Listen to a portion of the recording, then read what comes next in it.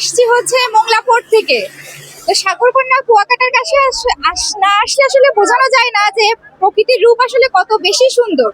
এর জল ছুঁয়ে দেখার যে প্রশান্তি তা আসলে কাউকে বলে বর্ণনা করে বোঝানো সম্ভব না। এজন্য সবার উদ্দেশ্যে বলতে চাই, যারা এখনো বাসায় বসে আছেন শুধু সমুদ্রকে দেখেন টিভিতে বা মানুষের মুখে শুনে, তারা একবার হলেও যেন এসে বেরিয়ে যান, কারণ এর জল ছুঁয়ে দেখার অনুভূতি কখনো মানে ভাষায় প্রকাশ করা সম্ভব না। জানিতে যদি একটু বলতেন কুয়াকাটা নিয়ে প্ল্যানটা যদি বলতেন। কুয়াকাটা নিয়ে আসলে প্ল্যান বলতে ওরকম কিছু আগে থেকে ছিল না। ভাবছিলাম যে সিলেটের দিকে যাব, কারণ গত বছর আসছিলাম।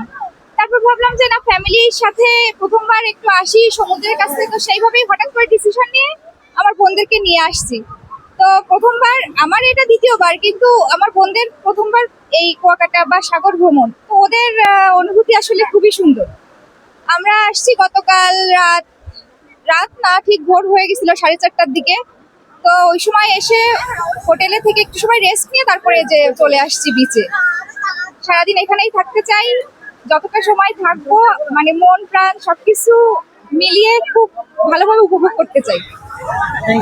অনেক ভালো ভাই, অনেক ভালো। কুয়াকাটা অসাধারণ অসাধারণ, ঠিক আছে। আসলে অনেক দূরের থেকে আমরা আসছি। আপনারা যে প্রান্তে থাকেন এই কুয়াকাটা ঘুরতে আসবেন, ভ্রমণ করতে আসবেন, অনেক আনন্দ পাবেন। খুব ভালো, এবং এই জায়গার মানুষও অনেক ভদ্রতা দেখাচ্ছে ছবি তোলার জন্য। কোনো সমস্যা নাই, খাবার দাবারের কোনো সমস্যা নাই, থাকার কোনো সমস্যা নাই। তাই যে প্রান্ত থেকে আসবেন এই জায়গা ভ্রমণের জন্য খুব দ্রুত চলে আসবেন।